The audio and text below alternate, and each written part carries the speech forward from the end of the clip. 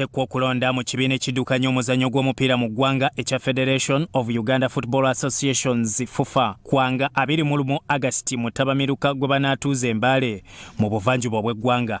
Leero bategeezezza nti abalonzi abagenda okulonda President wa FUFA babatuukiridde okusinziira ku Ahmed Hussein omwogezi.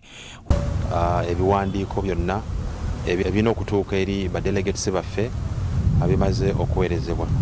Era tugoberedde amateeka nga bwe kiri mu ssemateeka wa FUFA, buli kimu ekyetaagisibwa okukolebwa ekibatuuseeko.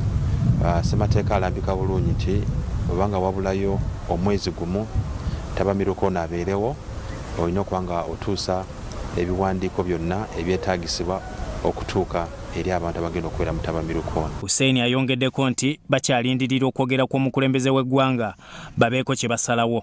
Naye nga bwemanyi embeera eriwo nga gavumenti ekyagenda maaso okulaba nga efuna amakubo ag'okulwanyisa ekirwadde ekya COVID-19 ejja kuba nga evaayo ng'erangirira kiki ekiddako ne kiki tulina okukola. Naffe ng'abawulize abagobera amateeka g'ensi eno tujja kgenda maaso okuba nga tugoberera kiki gavumenti kyeneeba esazeewo oba tunaasobola okutegeka Tabamiruka ono nga buli omu waali Mbale oba nga tukozesa emikutu gikalimagezi ate nga okusinziira ku ssemateeka waffe bw'alambika mu Kawairo 27 akwatulizo akokubiri. Engineer Moses Magogo, President wa FUFA aliko kati yayitawo dda nga tavuganyiziddwa oluvannyuma lwa Mujibu Kasule ne Alan Sewanyana okuwanduka. Byakabenga Yusuf, Soroti TV, Omunyo.